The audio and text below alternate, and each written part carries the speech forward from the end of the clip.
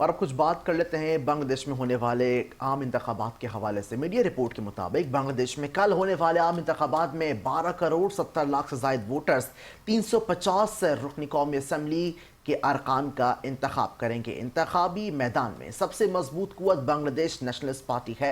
इसकी क़यादत तारिक रहमान कर रही हैं, जबकि जमात इस्लामी 11 जमाती इत्तेहाद के साथ दूसरी बड़ी ताकत के तौर पर सामने आई है। जबकि एनसीपी के चीफ ऑर्गेनाइजर हसनात अब्दुल्ला इस वक्त पाकिस्तानी सहाफ़ी अजमत रहमानी ढाका में मौजूद हैं, जो बांग्लादेश के इलेक्शन कवर करने गए हैं। इनसे बात करते हैं, जबकि कौन सी बड़ी जमात इलेक्शन में हिस्सा ले रही है और इस वक्त किस जमात की पोजीशन मजबूत है। जी बताइएगा अजमत।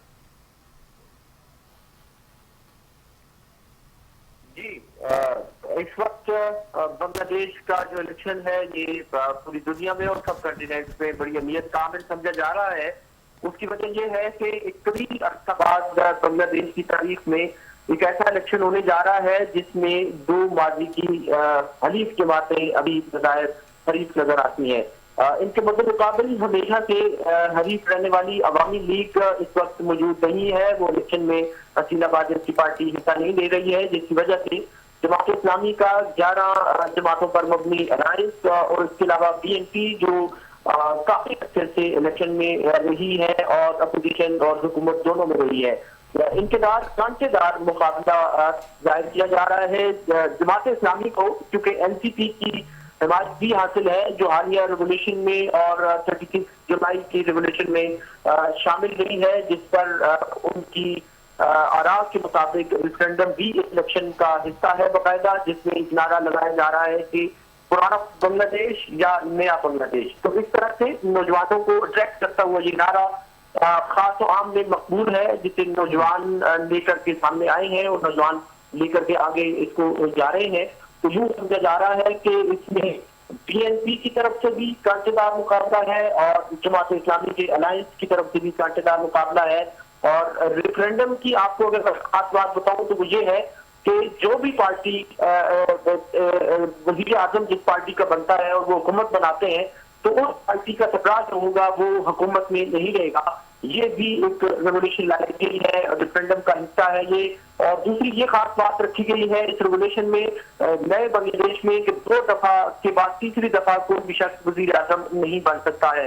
और तीसरा बांग्लादेश का सबसे मकबूल इस वक्त नारा ये है कि जहाँ पे करप्शन को खत्म किया जाए, क्योंकि करप्शन हर किसी के नजदीक एक बहुत बड़ा बांग्लादेश का मसला है। ये रोजाना की बुनियाद पर ये मसला जो है वो सामने आता है। डेली बेसिस पर यहाँ से भत्ता कलेक्ट किया जाता है, जिसको चंदा भी कहा जाता है, भत्ता भी कहा जाता है, स्टॉक। यहाँ इससे बांग्लादेश के लोग बहुत तंग हैं, जिसका फायदा डेफिनेटली जमात इस्लामी के अलायंस हो जाएगा। अजमत, आपसे ये भी जानना चाहूंगा कि बताइएगा कि किन किन हलकों में मुकाबला कांटेदार होगा और जीतने की सूरत में किस हलके और किस जमात का उम्मीदवार वजीर आजम बनेगा। जी जबरदस्त। ये नसीरुद्दीन पटवारी जो है बीएनपी के, उनका मुकाबला हो रहा है। एनसीपी के हैं नसीरुद्दीन पटवारी, हल्का 8 से ये इलेक्शन लड़ रहे हैं। इनके बदले मुकाबले मिर्जा अब्बास है, बीएनपी के उम्मीदवार है। यहाँ कांटेदार मुकाबला जो है वो तस्वर किया जा रहा है। इसी तरह डॉक्टर शफीकुर रहमान जमात इस्लामी के अमीर हैं, ये ढाका मीरपुर 15 से इलेक्शन में हिस्सा ले रहे हैं, जहां पर भी बीएनपी के जो डॉक्टर खालिद खान है उनके माबैन कांटेदार मुकाबला तस्वर किया जा रहा है।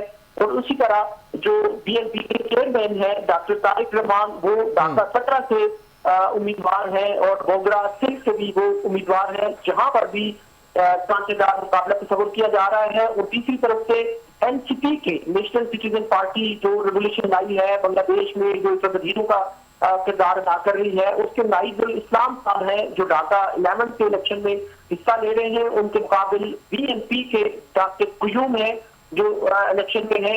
ये 3-4 कॉन्स्टिट्यूंसीज जो है ये कांटेदार मुकाबला है और इन्हीं 3-4 कॉन्स्टिट्यूंसीज से जीतने वाला शख्स जो है वजारत उज़्मा का अखबार ठहराया जाएगा, चाहे वो बीएनपी की तरफ से। अगर बीएनपी लीग से जीत जाती है तो फिर डॉक्टर शफीकुर रहमान जमात इस्लामी की तरफ से वजीर आजम के उम्मीदवार हो सकते हैं। और अगर नसीरुद्दीन पटवारी जीत जाते हैं एनसीपी के, तो वो भी जमात इस्लामी के अलायंस की तरफ से वजारत उज़्मा के उम्मीदवार हो सकते हैं। और इसी तरह अगर बीएनपी के डॉक्टर तारिक रहमान भी अगर जीत जाते हैं तो वो भी उनकी तरफ से वजारत उज़्मा के उम्मीदवार समझे जा रहे हैं। अजमत, आखिर में ये भी बताएगा कि रेफरेंडम के हवाले से अगर हम बात करें तो कौन यस और नो वाली जमात कहां खड़ी है? ये बांग्लादेश में इस वक्त सिलेक्शन का सबसे मकबूल नारा जो है वो रेफरेंडम है, जिसमें यस एंड नो के ऑप्शन दिए गए हैं। इस रेवोल्यूशन का ताल्लुक 36 जुलाई की जो मूवमेंट है उससे है, और इसमें सबसे बड़ा जो नारा है वो ये है कि करप्शन को बिल को खत्म किया जाए। इससे पहले अवामी लीग, चूंकि करप्शन में बहुत जिसका नाम था, और वो डे बाई डे एक रेडी वाले से लेकर बड़े से बड़े ताजर तक जौनिया बुनियादों पर उनसे बदतर कलेक्ट किया जाता था जो अवामी लीग लेती थी।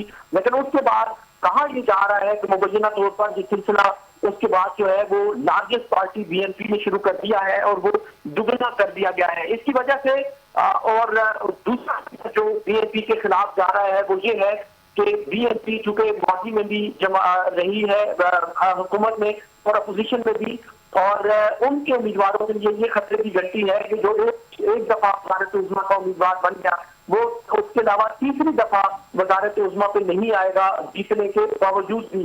तो ये भी एक रेफरेंडम में पूरी के बाद यस एंड नो के जरिए से मनवा ली जाएगी, जिसको बाकायदा एक आइन का हिस्सा बना लिया जाएगा। तो ये दोनों चीजें जो है वो बजाय ठीक है। बांग्लादेश में आम इंतखाबात का दंगल कल सदने जा रहा है, जबकि इसी हवाले से बता रहे थे ताज़ा तरीन सूरत हाल पाकिस्तानी सहाफ़ी अजमत रहमानी। आपका बेहद शुक्रिया।